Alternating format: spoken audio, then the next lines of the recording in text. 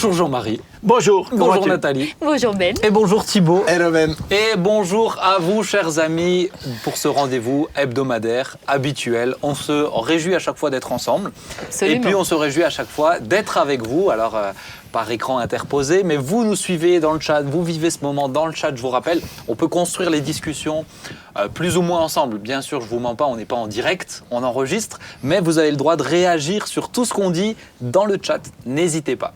On va commencer tout de suite avec cette première question. Est-ce que vous allez bien? Je n'y attendais pas. Est-ce que vous allez bien, Jean-Marie? Est-ce que tu vas bien? Il faut que je consulte mes associés, mais j'ai l'impression que ça va quand même. Ouais. Tu m'as l'air en forme. Son assistante Oui. dit qu'il va bien. On dit qu'il va bien. Et toi, Nathalie? Oui, merci Ben. Tu as une belle robe, une nouvelle robe. Ah, je savais que tu allais me le dire. Voilà, bah, tu vois, Toute neuve. l'œil aiguisé. Et Thibaut, tu vas bien? Yes, ça va bien. Plein de défis, c'est bon. C'est Ah plein oui. d'aventures là en ce moment. Mais On s'ennuie pas en ce moment. c'est bon, ah vraiment. Non, il y Je a croyais des- qu'il allait dire plein de défauts, mais plein Ah de non, défis. ça c'est pour plein. toi, ça c'est pour toi. Ça je te le laisse. Plein de défauts en ce moment. En ce Excuse-moi, mais ça a commencé comme ça. moment. Plein de défauts en ce moment. Ils sont Bon. en forme. Alors aujourd'hui, le programme, je vous dis, tiens, on va commencer. Je vous dis le programme de l'émission. On va parler de la nuance, de la notion de nuance. On va parler du fait de s'attendre à la guérison sur la durée. Et on va essayer, si on a le temps, on verra, mais d'aborder la question de Jean 14, 12, Jean 14, versets 12 à 14. Et bon, bah, vous pourrez prendre vos Bibles. Mais voilà, on va se laisser conduire. Bah, tout On le va- monde sait. Tout le monde sait? Par ça. cœur. Ah bah oui, bah oui, tout Ah, le monde bien sait. sûr, Effectivement, c'est dans la Bible. Alors, on va commencer avec ce premier thème. Moi, c'est un thème qui m'intéresse. Il y a quelque temps, j'ai offert à un ami un livre et qui m'a fait réfléchir. Ça s'appelle « Le courage de la nuance ». Je ne l'ai pas lu encore, j'en ai lu des extraits. C'est beau de faire de la pub pour un livre que tu n'as pas encore lu. Mais il a déjà lu la mais- couverture, c'est Non, beau. mais j'en hein. ai lu, C'est des beau. parties avant de l'acheter. Oh, Quand mais c'est j'achète, bien. en fait, j'aime pas acheter un livre aux gens Sans l'avoir que lu j'ai d'abord. forcément déjà lu. Alors il le lit Parce d'abord, que- puis après il l'achète. Ben, non, Après, il tu le le- lit, et comme tu ça, le moi prêtes. ensuite je lui emprunte. Ah. Exactement. Tu vois la Non, technique. mais- Donc là, c'est un livre qui m'intéressait, mais je le connais aussi, mon ami. Je savais que ça allait l'intéresser. J'ai lu quelques parties. Ouais. Et en tout cas, ça a abordé une notion, moi, qui me fait réfléchir de toute façon ces derniers temps. C'est la nuance a-t-elle encore sa place dans le discours de notre société ou dans les discours de notre société? Pour moi, la notion de nuance aujourd'hui, elle est de plus en plus atténuée, elle est en train d'être effacée. Et je pense qu'il y a des vrais dangers. Alors, je commence avec une petite citation. Vous le connaissez très bien, Georges-Christophe Lichtenberg, Ah oui, Ah, qui a oui. dit. qui a dit... Jojo. Jojo. C'est un proche, Ah, de Jojo. Jean-Marie, hein, je veux Jojo. dire. Vous étiez à l'école ensemble, Jojo. je crois. Jojo. Alors Jojo Christophe Lichtenberg qui a dit « Il en est de l'esprit comme de la musique, plus on l'entend et plus on exige de subtiles nuances ». C'est ça, c'est lui qui a dit ça. Et c'est pas tout à fait faux. Quand on écoute un Oui. petit peu de musique, on se contente de voilà, juste découvrir. Mais quand on écoute beaucoup de musique, on aime bien rentrer dans les nuances, etc. Et je pense que dans l'esprit humain, c'est un peu la même chose. C'est l'importance de la nuance pour approfondir les choses. Alors j'aimerais vous poser la première question. Qu'est-ce que vous pensez déjà? Est-ce que vous avez l'impression, un peu comme moi, que la nuance dans les discours de notre société, elle s'efface petit à petit? Moi, je dirais non et oui. Lui, c'est le champion des oui et non. C'est les champions Vous de la êtes dans- nuance. C'est ça. Ouais, tu vois Non, mais je trouve que notre Il aurait pu société, écrire un livre. notre société nuance de plus en plus des choses. Il y a des choses où effectivement, il n'y a plus de vérité. On nuance. La vérité, c'est celle que tu as envie qu'elle soit. Donc, je trouve que la société, sur des vérités absolues, amène une nuance qui est déstabilisante. Et voilà, et en ça, je trouve que la société est en danger. Mais d'un autre côté, effectivement, sur des choses qui devraient être nuancées, des fois, la société vient avec un avis tranché. Et les gens se permettent effectivement maintenant d'avoir un avis tellement tranché qu'on n'a plus le droit de nuancer les choses et de... Oui. On a l'impression que, enfin, pour moi, la nuance, ça sous-entend qu'on a quand même réfléchi, qu'il y a un temps de pour, de contre, un peu le oui et le non, et de faire un peu une synthèse de tout ça. On a l'impression aujourd'hui qu'il faut réfléchir très vite, de parler avec émotion. on tranche comme ça selon des a priori, mais sans avoir vraiment fouiné, cherché et essayé de comprendre. Donc, moi, j'ai le sentiment que, comme les réseaux sociaux ou autres, on a plutôt affaire à des personnes qui sont vraiment radicaux.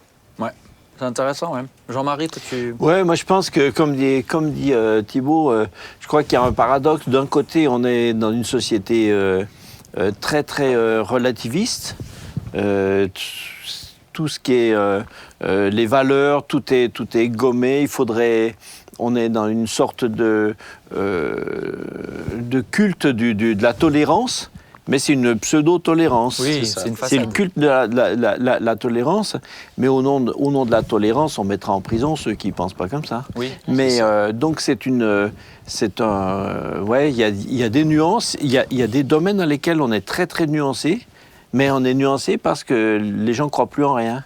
Donc, dans ce sens-là, ce n'est pas forcément toujours un progrès. Et puis alors, au niveau de la philosophie sociale, on est de plus en plus dans une sorte de pensée unique où on n'a plus le droit de penser autrement. Oui, et aussi, pour moi, le côté... alors, c'est peut-être même pas que pensée unique, mais moi, je pense que le manque de nuances amène la montée des extrêmes. Oui. Justement parce qu'il n'y a plus cette nuance, cette sensibilité aux petits détails ou à la subtilité. On fait monter des extrêmes qui n'arrivent plus à s'écouter, qui n'arrivent plus à se parler. Parce que pouvoir amener de la nuance, ça demande des gens en face qui soient capables d'écouter la nuance. Et, la nuance, trop de nuances, trop de flou insécurise. Et le problème, c'est que les gens, ils ont besoin de sécurité, donc ils vont se réfugier dans un extrême ou dans un autre, et que c'est comme ça que les extrêmes montent, c'est comme ça que les gens se communautarisent d'une manière presque sectaire, entre guillemets, et que ça devient finalement un peu une guerre entre ceux qui sont hyper non nuancés contre les nuancés, et qu'il devrait y avoir justement une nuance dans tout ça. Mais je pense que les discours nuancés, ça demande peut-être un effort. Je te rejoins assez, Nathalie, quand tu dis que c'est les discours qui sont pas nuancés, les discours qui marchent, c'est les discours sur l'émotionnel, et c'est juste parce qu'aujourd'hui on nous a habitués en fait à presque plus réfléchir, s'arrêter. Ça demande quand même de creuser un petit peu les notions de nuance. Ça prend du temps, ouais. Et c'est vrai que c'est peut-être pas ceux qui sont les plus galvanisants, les discours nuancés. C'est ceux qui peut-être sont les plus, qui paraissent les plus tièdes, mais c'est probablement les plus équilibrés. Souvent, tu parles dans des discours, par exemple politiques ou de société actuelle, quoi. Je pense que le problème, c'est qu'on est d'un extrême à l'autre. Et par exemple, sur tout ce qui est des valeurs, tu vois, sur tout ce qui est les valeurs qui sont fondamentales, etc. Je vous rejoins, mais pas tout à fait, en fait, quand vous dites que y a trop de nuances. Il y a trop de nuances que dans un domaine. Parce que là où c'est clair et net, c'est, tu l'as bien dit Jean-Marie, ceux qui ne pensent pas comme eux, ils sont prêts à les mettre en prison. Et forcément, de l'autre côté, il n'y a plus cette nuance-là non plus. Oui.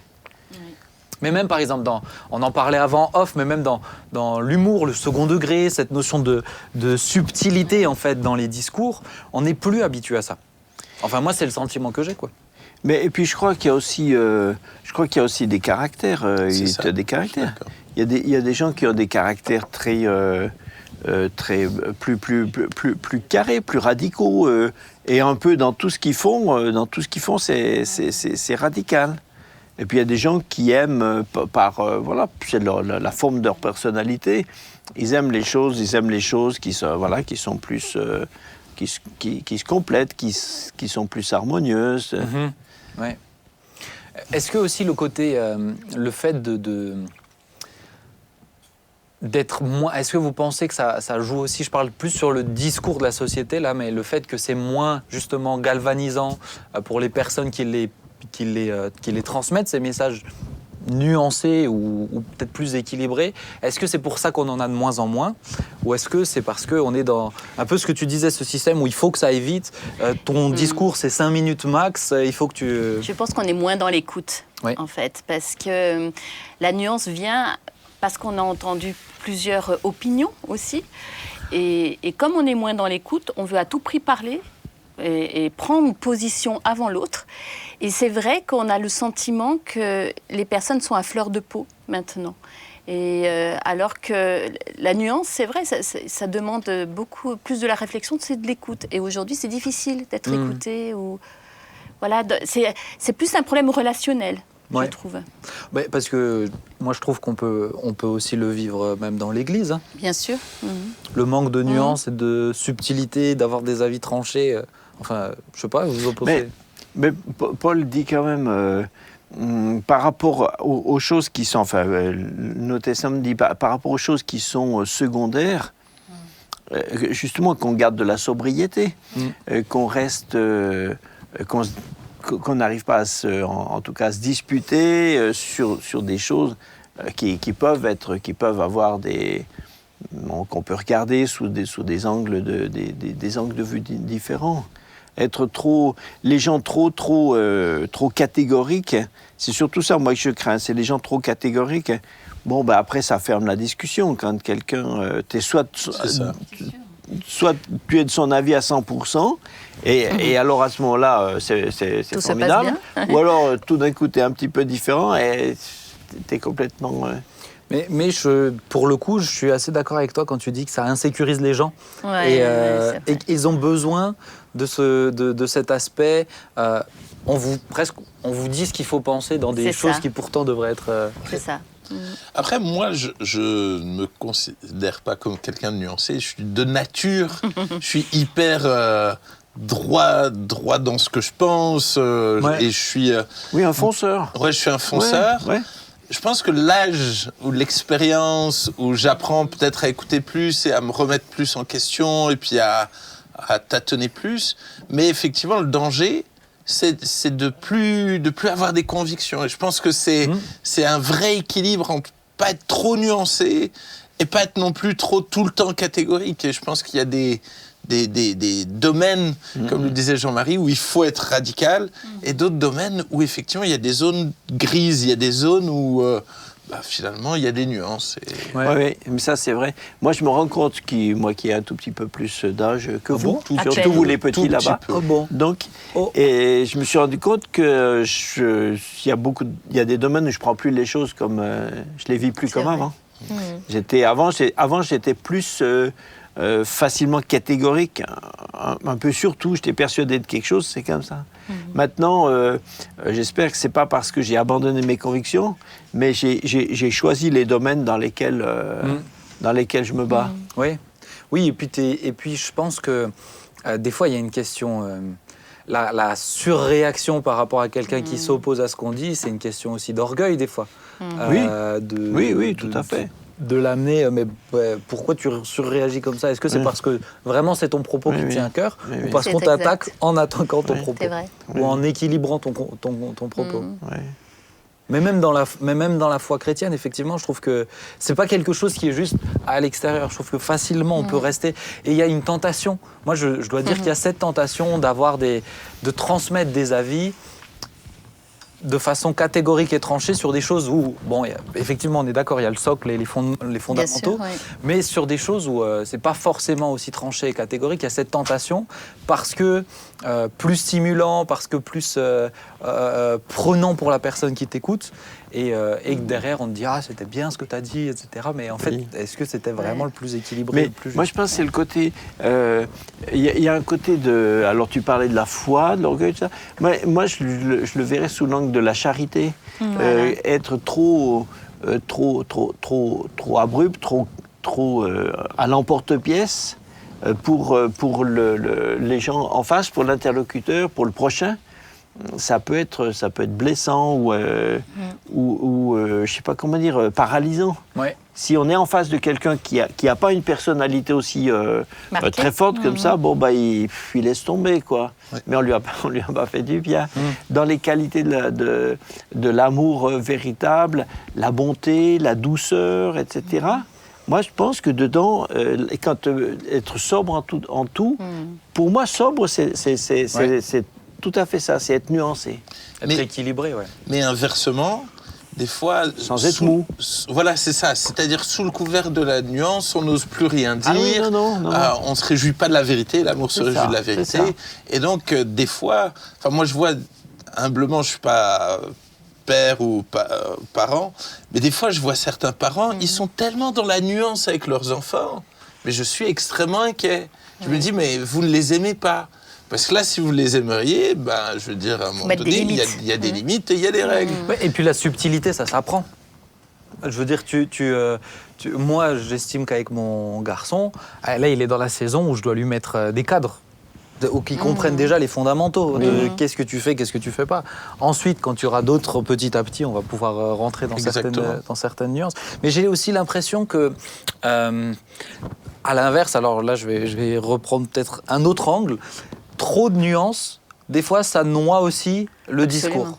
Et ça, on le voit aussi un peu, même comme une technique dans certains débats, où on amène tellement de petites subtilités, à la fin, on ne comprend plus du tout ce qu'on veut dire. Et on n'agit plus. Mais dans une prédication, ça peut être la même chose. Vouloir couvrir trop ses arrières, mettre trop de barrières de « oui, non, mais il ne faut pas que vous tombiez dans ça, il ne faut pas que vous tombiez dans ça, il faut que je mette une nuance ici, une nuance ici ». À la fin, on ne comprend même plus le propos, central. Il y a une différence entre les nuances dans le contenu et dans la forme. Ouais. Ça n'empêche pas d'être nuancé, ça n'empêche pas d'être un homme de conviction. Oui. Mais c'est dans le relationnel qu'il faut être bienveillant. Mais je te rejoins aussi, Nathalie, quand tu dis qu'il y a vraiment cette dimension aussi de l'écoute de la part des personnes. Oui, c'est ça, une qualité d'écoute. Des fois, les gens trop, je pense pas à Thibaut, mais des fois, des gens trop fonceurs. D'autres y pensent pour toi, t'en fait. ont plus de peine à écouter. C'est ça, c'est des personnalités où on a tendance à vouloir les suivre, parce que c'est stimulant. Mais au fond, suivre quelqu'un, ça demande plus que simplement suivre. Ça demande être convaincu de ce qu'il fait, de ce qu'il dit. C'est engageant.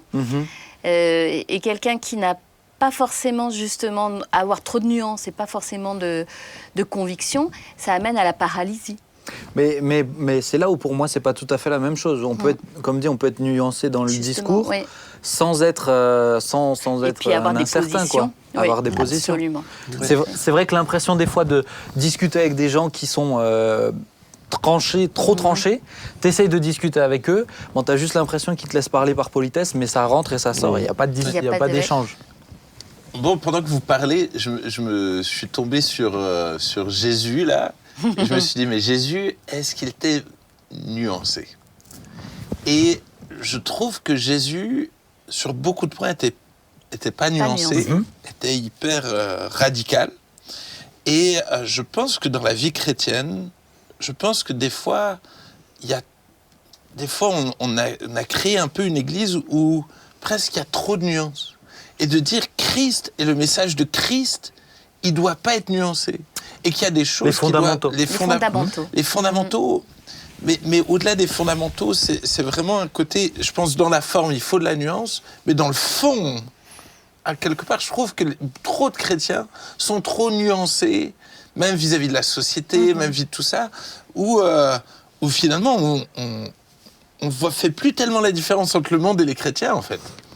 Christ, il dénotait dans la société, mais parce qu'il était droit dans ses bottes, il avait des convictions, et il n'était pas nuancé par rapport à la société, par rapport au fond. Mais il ne faisait pas de compromis, il n'était pas mou. C'est la différence entre la forme et le fond, dans le discours. Ça. Et je suis d'accord, les convictions, elles doivent être là, et puis il y a des messages faits sur ça dernièrement, mais les convictions doivent être là, ça c'est un fait, mais c'est l'apport en fait, comment on apporte les choses. Absolument. Mais même moi en face, je me dis c'est essentiel, si je veux que le discours de la nuance, si je veux que des discours nuancés ils prennent davantage de place, ben c'est essentiel que moi je me dise, il faut que j'apprenne à entendre les nuances. C'est ça. À pas venir déjà tout de suite avec des il va me dire ça, à trop anticiper, il va me dire ça, alors je vais répondre ça pour contrer ça, parce que sinon on discute plus. On est juste en train de débattre des certitudes qui sont. On a plus fait de reproches en général sur l'Église contemporaine. On lui a plus souvent reproché d'être trop carré dans la structure. Je ne parle pas des gens eux-mêmes dans leurs convictions, comme disait Thibaut, mais dans la structure, on a plus fait des reproches à l'Église d'être trop carré et trop rigide que trop Est-ce trop que c'est molle, pas hein. en train de changer? Oui, mais je veux dire, c'est l'image. Peut-être C'est différents souvent mouvements, l'image. Ouais. Selon C'est les l'image que l'Église a eue pendant longtemps. Oui. Hein.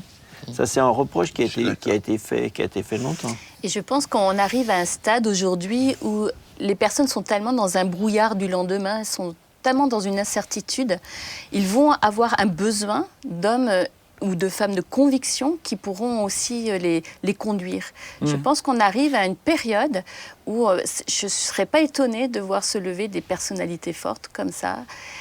Parfois, c'est pas forcément dans le domaine chrétien, hein, j'entends. Ah oui, mais là, et au puis niveau surtout, c'était politique même ou dans la... autre. on l'a vu, hein. Parce Enfin, que dernièrement, il y en a eu encore. Hein. la société en appelle à quelqu'un comme ça, tellement il y a le flou. Ouais, mais justement. pas assez sécurisant. Voilà, Les C'est gens ça. se réfugient derrière des gens qui ont des convictions.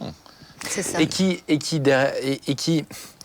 Pour moi, être capable d'entendre la nuance, c'est aussi être capable de réfléchir sur les propos de l'autre. Oui. D'avoir un discours qu'on te donne comme ça, bien établi, t'as pas besoin de réfléchir dessus pour pouvoir le ressortir et en être comme si tu avais l'impression d'être convaincu de ce discours-là. Donc je pense que ça demande vraiment aussi une question ça demande de la capacité à prendre du temps, à réfléchir renseigner. et à pas se précipiter. Et pour moi, ça rejoint plein de fois, on l'a dit dans cette émission et un peu partout, c'est qu'on est dans une société où ça va tout le temps vite, on est dans la consommation de discours, consommation d'idées, consommation de produits, et on n'a plus l'habitude d'établir les choses et de poser les choses. Ouais. Moi, ce que je trouve toxique dans la communication dans les médias, c'est que toutes les communications sont aujourd'hui optimisées de façon quasi scientifique par les communicateurs. Elles sont toutes formulées de façon à produire un effet. C'est quasiment étudié scientifiquement, quoi. Oui. Donc sur le choix des mots, la forme, comment la personne se présente, etc. Donc il n'y a plus rien de naturel. Et même si quelquefois ça a l'air d'être... mais c'est fabriqué. Et là pour être capable d'en être spectateur et de garder une analyse un peu objective, ça devient difficile. Ouais. Ça demande de l'intentionnalité aussi dans notre C'est ça. recherche, dans ce qu'on veut, et dans le fait qu'on veut s'assurer vraiment que est-ce qu'il dit, est-ce que d'autres le disent, est-ce que d'autres chaînes télé le disent, etc.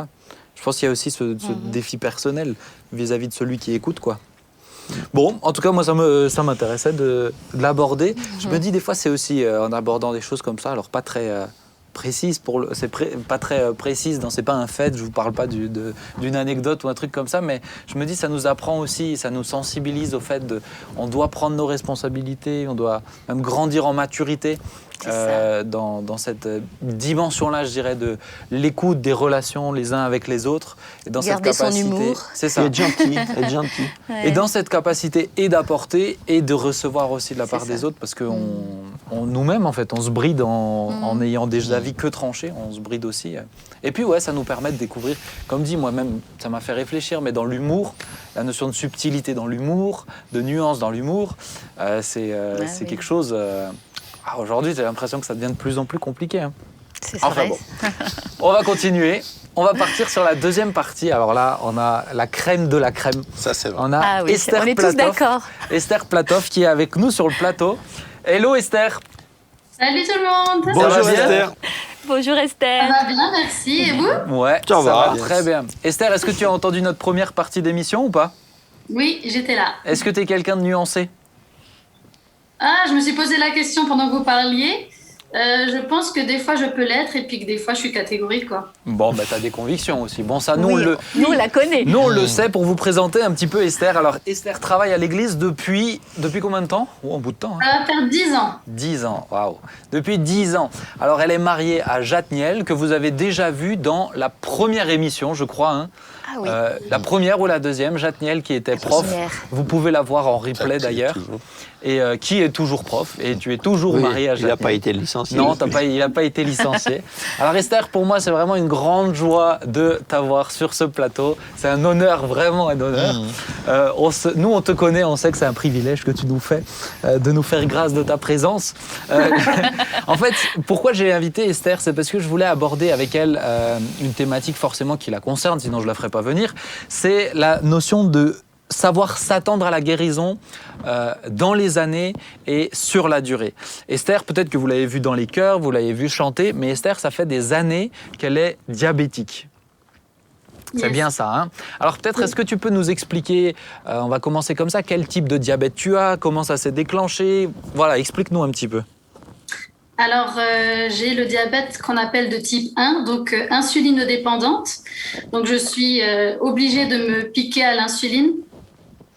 Et c'est vraiment arrivé du jour au lendemain, on ne sait pas forcément pourquoi. Ça peut être suite à un choc émotionnel, suite à un accident ou quelque chose d'héréditaire. Et dans mon cas, on ne sait pas forcément en fait pourquoi c'est venu. Ok, ouais. Ouais, ça j'ai entendu que les diabètes peuvent se déclencher au travers d'un... Moi j'ai entendu des gens qui ont un accident de voiture et qui Ouais. ont un diabète qui s'est déclenché, ou un deuil, ou quelque chose comme ça. Et tu avais quel âge alors quand ça s'est déclenché? Alors, j'avais 20 ans et là, ça va faire 11 ans. Et tu avais 20 ans. Ça veut dire que tu as quand même passé les 20 premières années sans connaître tout ça. Et tu étais chrétienne déjà à l'âge de 20 ans. Oui, j'étais déjà baptisée depuis 5 ans. Eh ben, alors justement, qu'est-ce qui s'est passé dans ta tête quand tu as été diagnostiquée diabétique? Alors que tu avais la foi, tu aimais le Seigneur, Alors, j'avoue que ça m'a pas vraiment bouleversée, en fait. Ça m'a pas ébranlée dans ma foi parce que j'étais très, très bien entourée. Quand on m'a diagnostiqué le diabète, j'avais un ami qui a vécu la même chose 1 an avant moi et du coup, avec qui je pouvais beaucoup partager.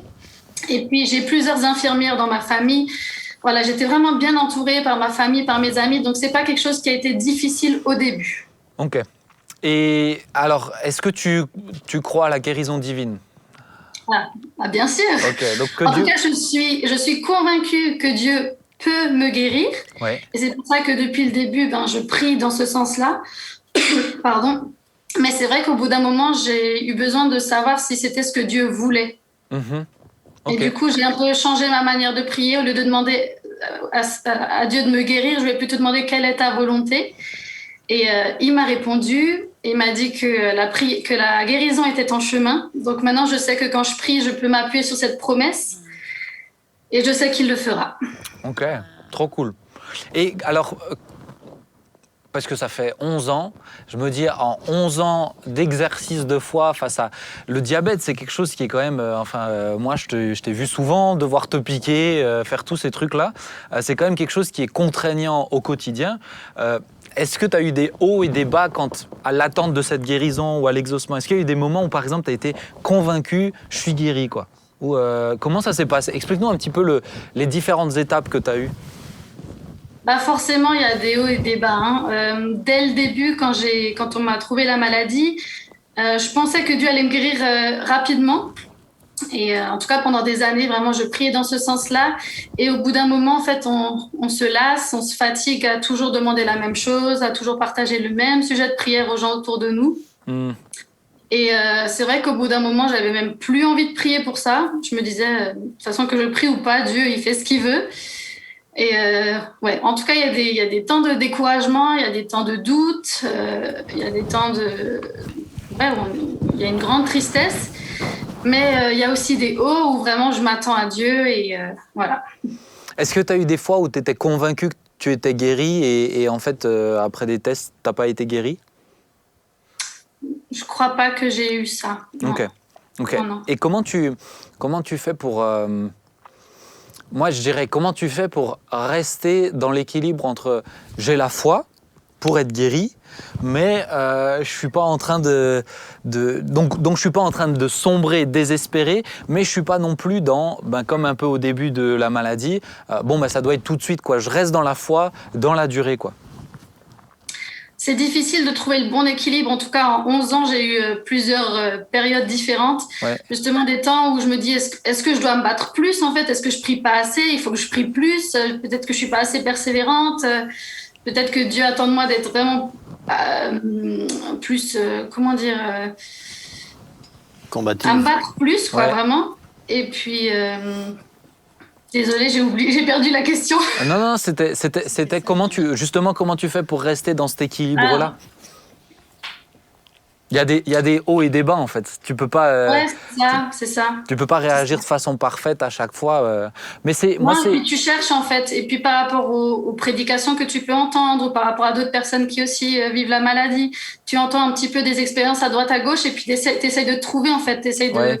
de trouver ce qui est juste là où tu te sens être dans le juste en fait. Mais justement, par rapport à ce que tu viens de dire, il faut que je prie plus, il faut que je me batte plus. Est-ce que des fois, t'as eu c'était quoi? C'était un sentiment de culpabilité? T'avais l'impression de manquer de foi? C'était quoi? Ah oui, bien sûr, oui. Des fois on se dit, si je suis pas guérie, c'est forcément que c'est de ma faute, c'est qu'il y a quelque chose que je fais pas correctement, il y a quelque chose que j'ai pas compris. Ouais. Ouais, des fois il y a des doutes comme ça, quoi. Et est-ce que des doutes comme ça, t'en as encore ou pas? Beaucoup moins. Je pense que des fois, j'ai des périodes où, oui, je peux être nouveau un peu accablée dans mes pensées, mais beaucoup moins, surtout depuis que Dieu m'a dit que la guérison était en chemin. Donc là, oui. Ouais. Et qu'est-ce que tu penses des gens qui disent de façon systématique, si t'es pas guéri, c'est parce que tu manques de foi ou parce T'as qu'il y a un un péché. péché qui est caché? Alors moi, je pense que ça peut arriver, mais que c'est pas une généralité. En tout cas, dans mon cas, en 11 ans, j'ai bien eu le temps de chercher la raison de cette maladie et puis pourquoi je ne suis pas encore guérie. J'ai vraiment demandé à plusieurs reprises à Dieu de me montrer s'il y a un manque de pardon, est-ce qu'il y a un péché caché, est-ce que j'ai dit ou fait quelque chose que je n'aurais pas dû et pour lequel je dois demander pardon. J'ai vraiment demandé à Dieu de me révéler et puis il m'a rien montré.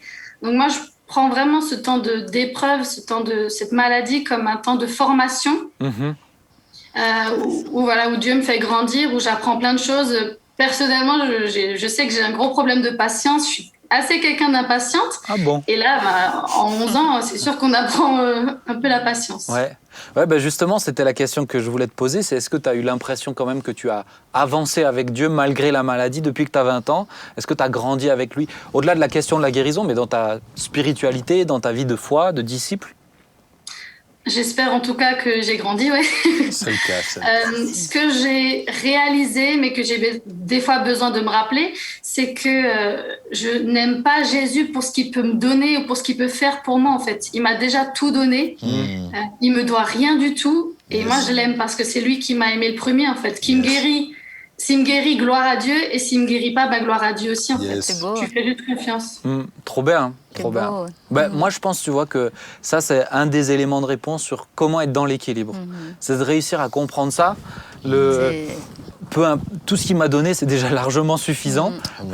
Et je pense que c'est un des aspects très importants pour avoir cet équilibre dans l'intercession et la prière de foi. Est-ce que vous aurez envie de réagir, ceux qui sont sur le plateau avec moi? Moi, j'avais une question pour Esther. Avec Jadniel, parce que c'est aussi dans le couple, la maladie peut se vivre aussi avec son conjoint. Quand il t'a fréquenté et quand il a su que tu étais malade, est-ce que c'était pour lui un frein à votre relation? Est-ce que la maladie a été un frein? Alors, pas du tout. Non, Jadniel est plutôt vraiment à prendre soin de moi et il s'intéresse à cette maladie parce que quand on n'est pas diabétique, on a des fois un petit peu du mal à comprendre à quel moment, si tu es en hypoglycémie, comment il faut réagir, si tu es en hyperglycémie, les gens qui ne sont pas dedans ont des fois du mal à comprendre et lui, au contraire, il veut vraiment savoir, il est vraiment un soutien pour moi. Et en fait, on était déjà amis avant d'être ensemble, on était amis depuis longtemps, donc il m'a connue non diabétique et il m'a connue quand je suis tombée malade, mais ouais, en tout cas, c'était absolument pas un frein, non. Les conjoints, c'est important quand on est bien entouré. Et le mien, il est fou. Merveilleux. Coucou à Jean-Marie, toi, qu'est-ce que tu voudrais dire ou intervenir sur ce qu'elle a partagé? Moi, c'est une remarque. En tout cas, je trouve que tu as une très bonne position. C'est déjà une position qui est à la fois qui continue de croire à l'intervention de Dieu, mais qui en même temps ne met pas en quelque sorte Dieu sous pression, si je peux dire, on met des guillemets, qui ne met pas Dieu sous pression de le faire. Moi j'ai l'impression des fois que dans nos milieux pentecôtistes où on prie pour les malades et où on voit des malades guéris, j'ai l'impression que paradoxalement, pour les gens qui sont malades en longue durée, eh bien paradoxalement, dans nos églises, c'est plus difficile que dans les autres églises. Parce qu'ils sont, c'est comme s'ils ont une pression vers la guérison divine. Et il y a des gens qui sont malades et des chrétiens, et ça les soulagerait si une fois ils l'admettaient. Alors qu'en étant... Et certains, je pense, considéreraient comme un péché d'arrêter de prier pour. Parce que des fois, on leur fait des pressions autour. Mais tu pries plus pour ta guérison divine, donc c'est comme si c'était un péché. Alors les gens s'obligent à continuer. Et je me souviens du témoignage de Johnny Erickson, qui avait été une jeune fille qui avait fait une chute. Elle s'était fracturée une vertèbre cervicale. Elle était paraplégique. Ouais. Et elle disait que pendant tout un temps, elle était tout le temps dans la recherche de la guérison divine. Et tous les grands pasteurs qui venaient priaient pour elle, lui imposaient les mains, etc. Et elle était tout le temps sous pression. Et un jour, elle a décidé d'arrêter ça. Elle a dit, Seigneur, voilà, j'accepte l'état dans lequel je suis. Et après, elle a été très, très bien. Elle était très bien, elle était heureuse, elle était très bien. Libérée. Elle a été guérie ou pas? Non. Donc elle est restée comme ça, mais elle était bien à l'intérieur. Voilà, mais elle était très bien. Et donc je veux dire que, alors c'est pas dire ça, c'est pas dire de ne plus croire à la guérison divine, mais c'est de laisser Dieu être souverain, quoi. S'en remettre si les gens sont mis, ou si c'est le système entre guillemets qui les met sous une pression, ben ça leur fait pas du bien. C'est pas un péché d'admettre l'état dans lequel on est. C'est ça. Et moi, j'ai l'impression, en tout cas, Esther, chez toi, dans ce que tu nous partages, c'est qu'il t'a fallu quand même des années pour arriver à ce discours de « Seigneur, moi, si tu me guéris, je suis hyper reconnaissant. Si tu me guéris pas, je continue de t'aimer, en fait, malgré tout, quoi. Je t'aime pas pour ce que tu... » Tib, je sais que c'est une belle amie, une belle et une grande amie à toi. Yes. Qu'est-ce que tu aurais envie de dire, toi aussi, dans son parcours?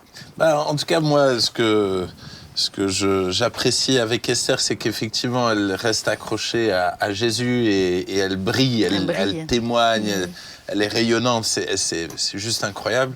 Et moi, je prie pour elle, je veux dire, quasiment tous les jours, je combats, mais je découvre avec le temps peut-être que la foi est toujours liée au repos. La foi, il ne doit pas y avoir de pression. À partir du moment où il y a une pression, c'est que c'est plus la foi, c'est que c'est moi qui veux quelque chose, alors que la foi est dans le repos. Et comme elle a dit, Dieu lui a parlé. Et pour la connaître bien et connaître bien les circonstances, c'est que Dieu a vraiment parlé. Mais donc, ça fait que je peux prier pour elle en étant dans ce repos-là. Et voilà, et donc on s'attend à lui, et puis on se réjouit pour aujourd'hui, mais on se réjouit pour demain et du jour où elle est guérie. C'est ça, parce que même pour l'entourage, moi je prie aussi souvent pour elle. Moi je dois dire qu'à chaque fois que j'ai une parole, ou que j'entends une parole sur les diabétiques, je me dis, Seigneur, j'espère que c'est pour rester. À chaque fois, je ne sais pas si ça t'arrive aussi, à chaque fois moi, dès que ça parle du diabète. Mais. Moi aussi, je me le dis. Hein. Ah, voilà. Mais je suis assez d'accord, il y a une question de tranquillité de la foi. Et moi, la question, c'est peut-être, est-ce que. Quand on parle du combat de la foi, un peu ce que tu disais, Esther, tout à l'heure, tu te posais la question, je ne combats pas assez, etc. Est-ce que c'est vraiment ça le combat de la foi ? Est-ce que c'est vraiment ça, combattre dans la foi, forcément prier plus, être plus dans cette intentionnalité? Vous voyez ce que je veux dire? Je sais pas si... Oui, même l'expression, on emploie dans les milieux pentecôtistes, on emploie soit l'expression « prendre par la foi ». Mais honnêtement, je ne suis pas sûr qu'on trouverait cette expression non seulement l'expression, mais cette idée même. Ouais. La foi, on la conquiert pas, on la reçoit. C'est Dieu. Elle vient de ce que Dieu dit. Ouais. Et tu vois, mais la notion de combattre, Esther, qu'est-ce que tu voulais dire, vas-y? Je voulais dire que ça aussi, je l'avais déjà essayé parce que justement, on m'avait dit, prends par la foi. Par exemple, une fois, il y a un frère responsable qui a prié pour moi et il m'a dit, maintenant, tu arrêtes tous tes traitements, tu arrêtes tes médicaments et tu dis que tu es guéri. Mais ça, c'est... Bon, en fait, Oh là là. Bon. Ça n'a pas marché. Ah, ça, Alors, c'est- et là, je précise, et c'est très bien que tu le dises, Esther, ne faites jamais ça. Alors que déjà, si vous priez C'est avec quelqu'un, gravissime. ne lui dites C'est jamais grave, ça. hein. Mais non. Mais aussi, vous ne faites jamais ça. La foi, pour moi, par exemple, je suis souvent confronté à ça par rapport aux gens qui ont des troubles psy. Troubles psy, il faut savoir que arrêter tout ce qui est benzodiazépine, des trucs comme ça, il y a 50%, si c'est arrêté sans accompagnement, du jour au lendemain, sans sevrage, les médecins parlent de 50% de chances de suicide derrière. Donc c'est vachement très grave. Statistique. Ah, carrément. Et c'est pour moi, la foi, c'est de dire Seigneur, si tu me guéris, les médecins confirmeront la guérison et j'aurai plus besoin de ces médicaments puisque je suis guéri. Voilà. Mais je te rejoins tout à fait, Esther. Mais tu vois, même cette dimension de combattre. Tu vois, il faut que j'obtienne ma guérison dans le combat. Ouais. Oui. Pour moi, le combat, il est vis-à-vis de moi-même. C'est ça. Il n'est pas Ouais. vis-à-vis de Dieu. Oui, Je c'est ne dois exactement pas ça. convaincre Dieu. Dieu est mort sur la croix. Il nous aime plus qu'on ne pourra jamais être aimé par quelqu'un d'autre. Eh oui. Donc, à quelque part, Dieu est bon. Lui, il est bon. Mais des fois, c'est un combat qui est intérieur parce qu'effectivement, notre chair n'aime pas la foi. Notre chair veut contrôler, Et donc, le combat de la foi, il est vis-à-vis de moi-même. C'est ça, je pense des fois on a déporté la notion de combat sur un endroit où ça n'a pas lieu d'être. Il faut que je combatte, donc il faut que je prie plus. Et ben, c'est pas forcément toujours ça. C'est pas une quantité Mais de non. prière, j'ai l'impression, qui fait que la guérison est là ou pas.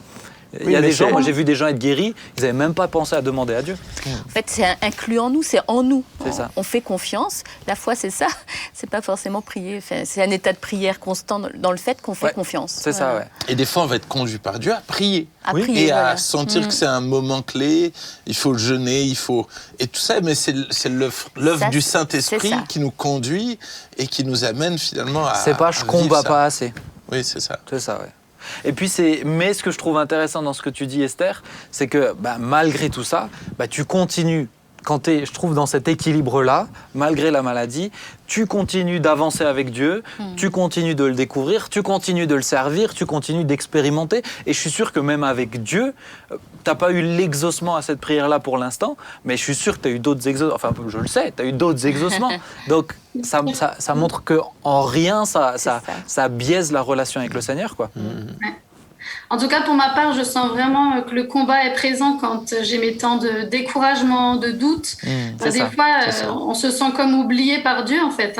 C'est Et ça. c'est là qu'il y a le combat et que non, Seigneur, je te fais confiance, je sais que tu es C'est bon, ça. je sais C'est que ça. tu es fidèle. Et... Yes. C'est ça, c'est vis-à-vis de toi-même, quoi. Tu prends ta position de cette position de foi vis-à-vis au-delà de ce que tu ressens, quoi.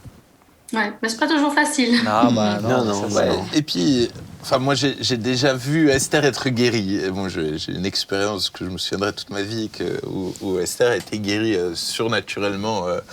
Mais pour moi, c'est ce côté de dire Dieu est Dieu. Et nous, on ne l'est pas, en fait. Et qu'à un moment donné, je comprends pas tout et je ne comprendrai pas tout. C'est ça. Parce que les enjeux sont bien plus grands que ce qu'on imagine. Et comme le disait Esther, c'est que Dieu est en train d'agir ailleurs que ce qu'on voit, en fait. C'est ça. Il est en train de faire quelque chose, de préparer quelque chose. Et donc, il faut lui faire confiance pour ne pas saboter ce qu'il est en train de faire de bon, en fait, Ouais. au travers de tout ça. Ouais, moi, je suis tout Et à puis- fait d'accord. Et puis les chrétiens ne sont pas une société à part de la société. Tous les chrétiens ne sont pas une espèce de groupe dans lequel qui serait comme s'ils étaient déjà au ciel. On est sur la terre dans les mêmes conditions sociales et Ce que tu veux et dire par là, humaines. c'est que c'est normal qu'il y ait des malades, Mais c'est c'est normal. sûr. Eh oui. Si tous les chrétiens étaient tous toujours guéris de toutes leurs maladies, et tous toujours bénis et tout ça, sans aucun problème, toute l'humanité serait chrétienne, Oui, oui. mais juste par intérêt. Personne ne serait chrétien de cœur. C'est juste. Et quand on se réfère à la Bible, Paul qui avait cette écharpe dans la chair, c'était quelque chose qui l'empêchait Oui. d'être tout bien. Donc Paul, quand Oui, et même. puis c'est quel verset nouveau qui dit et il mourut de la maladie. Élisée. Ah oui. Ça, c'est Élisée. ouais. hein. Et il non, mourut de la c'est maladie. sûr. dont Le il grand était Des Élisée, exemples, hein. on a dans la parole de Dieu. Et pourtant, lui, il en a vu Le des grand exaucements Élisée. à la prière. hein. Mais oui. Ça, c'est sûr. C'est super intéressant. Esther, merci beaucoup pour ce temps avec toi et aussi pour la transparence. Ça, c'est, Yes. moi, je trouve ça, Avec plaisir. c'est beau de témoigner des fois, je trouve que c'est beau d'entendre les guérisons et on se réjouit, mais c'est tout aussi beau d'entendre quelqu'un qui reste dans la marche foi, avec Dieu. malgré justement la maladie encore. Merci beaucoup Esther, que Dieu te bénisse. Hein. Yes. Merci, On va vous se aussi. réjouir avec toi quand elle sera là, la guérison. À bientôt. Yes. Bye. À bientôt. Ciao, ciao. Bye. Ciao. Mais c'est vrai que je trouve ça vraiment intéressant d'aborder cette dimension-là parce que des fois, c'est presque un peu un tabou. Les personnes qui, il y a des églises ou même des conférences, tu vois, où quand une personne elle est là en fauteuil roulant, soit on sent l'obligation d'absolument lui imposer les mains pour qu'elle marche, ou soit on n'ose plus la regarder dans les yeux parce que non, il y a la souveraineté de Dieu aussi justement. Et justement, je veux dans la continuité passer à la dernière partie, c'est Jean 14, versets 12 à 14. Que faut-il en penser? Qu'est-ce que cela signifie? J'aime ce verset. Ah, je vais le lire quand même. J'aime ce verset. Il faut peut-être le lire pour tous ceux qui ne le connaissent pas par Bien cœur. sûr, je me le suis noté. En vérité, je vous le dis. Celui qui croit en moi fera aussi les œuvres que je fais. Il en fera de plus grandes parce que je m'en vais au Père. Et tout ce que vous demanderez en mon nom, je le ferai afin que le Père soit glorifié dans le Fils. Si vous demandez quelque chose en mon nom, je le ferai. Alors, c'est un texte qu'on a, somme toute, lu plusieurs fois, je pense. Maintenant, moi, à chaque fois que je le lis, je me dis, Seigneur, il est beau ce verset et j'y crois de tout mon cœur. Maintenant, j'ai du mal à comprendre tout ce que vous demanderez. Alors, j'ai ma réponse, mais je trouvais que ça serait intéressant quand même de l'aborder. Tout ce que vous demanderez, je le ferai.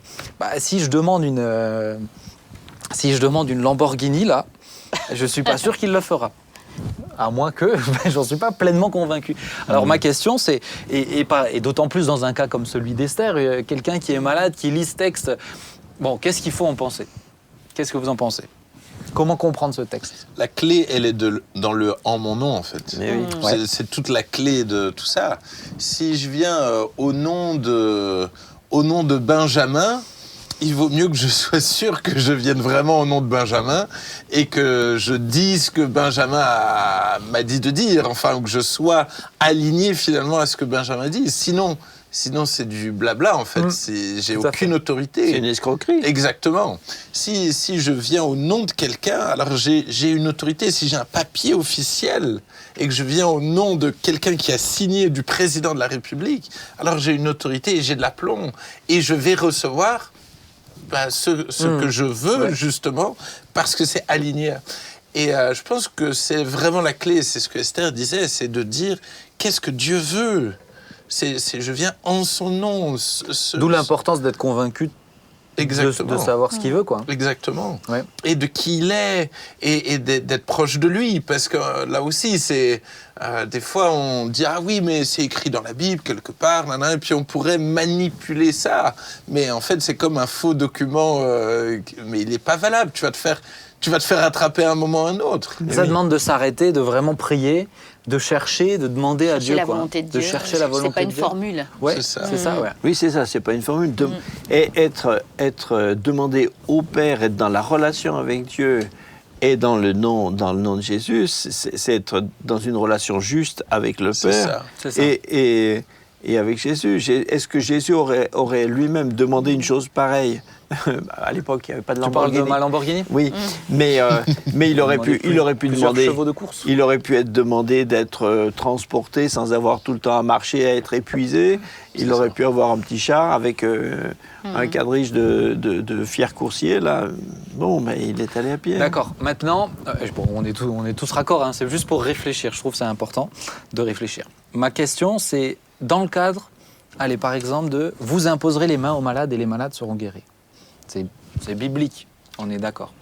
Est-ce que, en tout cas, on vient de le dire tout à l'heure, on vient de dire quelque chose qui ne va pas dans ce sens-là, est-ce que tous les malades doivent être guéris? Pour moi, non. Vous imposerez les mains aux malades.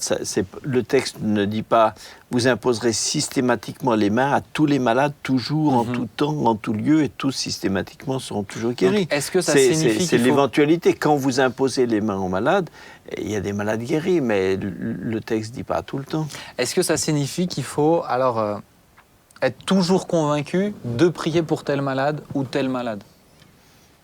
Ou est-ce qu'il faut prier pour tous les malades? Ben, je pense qu'on peut prier tout le temps. Prier tout le temps, c'est juste, mais c'est pas toujours. Jésus dit de manière aussi catégorique. Jésus dit par exemple aux envoyés de Jean-Baptiste, il leur dit allez, dites à Jean-Baptiste, les aveugles voient, etc. Les morts ressuscitent. Mais dans la génération de Jésus, tous les morts sont pas ressuscités pendant les 3 ans de son ministère. En fait, finalement, il n'y en a eu que 3. Ouais. Il n'y a que 3 résurrections. Pendant les 3 ans en Palestine, il y a quand même eu d'autres décès que ça. Et je suis sûr que Jésus est passé à côté d'un cimetière, d'un autre cimetière où un convoi était en train d'emmener quelqu'un. Dans la piscine de Bethesda, Oui. c'est impensable qu'il n'y avait qu'un malade. Et pourtant, dans la forme, oui. il dit, et les morts ressuscitent. Et les morts, c'est une façon herméneutique de dire certains. On parle de ceux, c'est ceux dont on parle. Oui. Mais c'est pas en absolu, c'est pas tous les morts. Et c'est pour montrer ce que Dieu fait, ce que oui. Dieu est capable de faire. Maintenant, est-ce que ce texte... Moi, je pense que si on le prend mal, on peut en être frustré de ce texte. Vous voyez ce que je veux dire ? De dire, attends Seigneur, moi je prie en ton nom, un petit peu justement cette notion de formule magique, au nom de Jésus. Oui. Moi, ça m'est déjà arrivé de prier de tout mon cœur, avec l'assurance que c'est une prière qui vient de Jésus.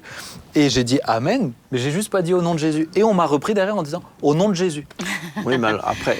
Oui, bien sûr, mais au nom de Jésus, ça veut pas dire que je suis pas obligé de le prononcer. Oui, mais prier prier au nom de Jésus, c'est pas utiliser les 2 syllabes. Jésus, c'est pas une histoire de prononciation phonétique. C'est ça. Et des fois, moi, je me suis surpris à dire le au nom de Jésus comme une formule littéraire de ma prière, mais que finalement je ne réalise plus qu'est-ce que je suis en train de dire. C'est dans l'autorité de Jésus, c'est par le mandat que Jésus m'a donné. Et donc ça devient un rituel. Oui. Et je pense que là, on touche le côté un peu dangereux de finalement prononcer le nom de Jésus, mais à la légère en fait. C'est de dire, punaise, est-ce que vraiment je prie dans le nom de Jésus ? C'est utiliser le nom de Dieu en vain. Ouais, exactement. Donc je pense que c'est important de mesurer quand on utilise le nom de Jésus, si vraiment je le crois, et encore une fois, c'est pas magique non plus. Après, Dieu peut le demander vraiment dans le combat spirituel, d'utiliser le nom de Jésus. Ça me fait penser à ton grand-père, notamment, avec cette histoire de Tan, cette vision qu'il avait eue des démons, là, des petits démons comme ça. Et le Seigneur lui a dit, mais utilise mon nom. Donc ça, c'est vrai qu'il y a des... Ça dépend. Il y a une puissance dans le nom de Jésus, ça c'est sûr. Mais cette puissance, elle ne vient pas du mot. Oui. La puissance, elle vient de l'autorité, de la relation. L'autorité. Si je peux dire que je viens au nom de Monsieur Macron, je veux dire, je peux le dire, mais je n'ai aucune autorité. Par contre, si j'ai un document signé par lui... Ça t'ouvre les portes. Ça n'a plus rien à voir. Et on peut faire des prières dans le nom de Jésus sans forcément le prononcer à la fin de la prière avant de dire Amen. Exactement. C'est vrai. Mais je pense que ça, c'est intéressant de le souligner quand même, parce que c'est vrai que vite, ça devient une habitude, où on enferme en fait le nom de Jésus à un aspect, à une forme de la prière, quoi. Oui, après, on n'est pas loin de la superstition. Ouais. C'est l'utilisation d'une forme, d'un rite. C'est pas mieux qu'un geste. Tout ce que vous ferez en mon nom, c'est tout ce que vous demanderez en mon nom, c'est tout ce que vous demanderez avec mon accord et mon autorité. Aligné, voilà, à ce que je veux. Aligné à ce que je veux, ouais. Moi, si je peux nuancer un peu... Très bien, tombe parfaitement dans l'émission. Si je peux... On est toute démonstration de on est nuance. tout oui à la nuance et la subtilité. Moi, aujourd'hui, ma grande peur, c'est que l'Église devient de plus en plus clivante entre ceux qui vont prendre ça à la lettre et tomber dans un côté tout le monde doit être guéri, tout le monde un côté absolutiste, et de l'autre côté, je vois de plus en plus de chrétiens qui sont un peu dans le si Dieu le veut, et qui ne croient plus dans ces choses-là. Si Jésus dit que je vais faire les mêmes œuvres que lui et même de plus grandes, et pour moi, ce verset, c'est un de mes versets très important. Mais si à un moment donné dans ma vie, je ne fais pas les mêmes œuvres que Christ, s'il n'y a jamais aucun malade de guéri, je me remets en question. Ben oui. Parce que à quelque part, oui, Jésus ne guérit pas tous les malades, mais d'un autre côté, il veut guérir les malades. Et donc, si jamais aucun malade n'est guéri, c'est qu'il y a aussi un problème ailleurs. Oui, mais ça dépend aussi des gens et des personnes. Toi, dans ton, dans ton identité chrétienne et de service dans le service de Dieu, il y a cet impact, ce don. Mais Paul dira tous ont-ils les dons des guérisons. Tout le monde n'est pas amené. Alors tout le monde peut prier, puis par exemple dans la famille, presque tous les parents, une fois ou l'autre, ont vu prier pour les enfants, être guéris, etc. Mais tout le monde n'a pas dans sa panoplie personnelle des dons de guérison.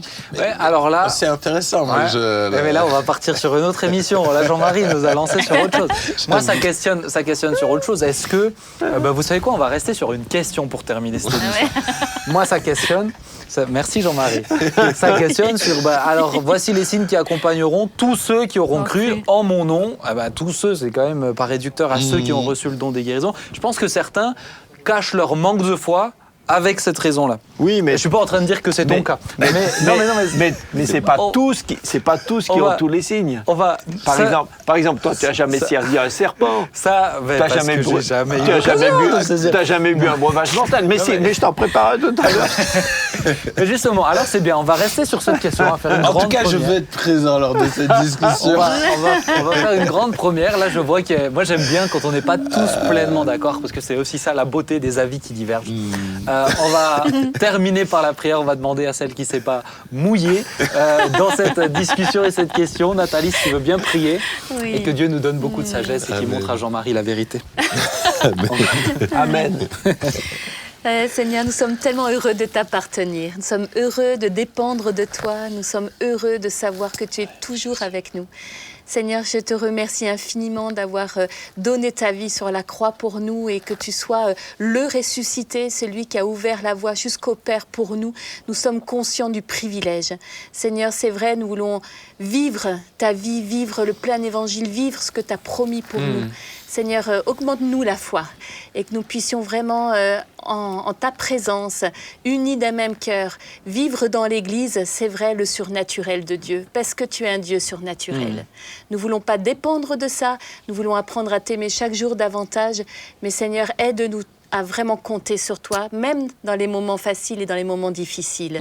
Que nous soyons constants avec toi, Seigneur. Je te bénis et je te loue pour cette journée que tu as faite, pour cette soirée que tu fais, et que ton nom soit vraiment glorifié dans nos vies. Amen. Amen. Amen. Amen. Eh bien, merci à vous pour ces échanges fructueux. Yes. J'espère qu'ils vous aideront aussi, vous aussi, à vous poser des questions comme on s'en pose. Moi, je vous assure, j'aime me poser plein de questions, j'aime me remettre en question, j'aime avancer. Donc, n'hésitez pas à le faire de votre côté. Pas juste à prendre en brut ce qu'on est en train de vous dire, mais à l'utiliser comme une matière nuancée pour approfondir vos réflexions à vous. Que Dieu vous bénisse. Rendez-vous vendredi prochain à 19h. Et puis, n'oubliez pas, vous pouvez partager, liker, commenter qui vous voulez aussi, mais essayez. Commandez quelqu'un. En tout cas, que Dieu vous bénisse. Commandez sur philadelphie.com. Commandez sur philadelphie.com. Toi, tu es commercial dans l'âme. En tout cas, que Dieu vous bénisse. Et puis, voilà, on se réjouit d'être avec vous. On se réjouit de cette émission. À très bientôt. Ciao, ciao.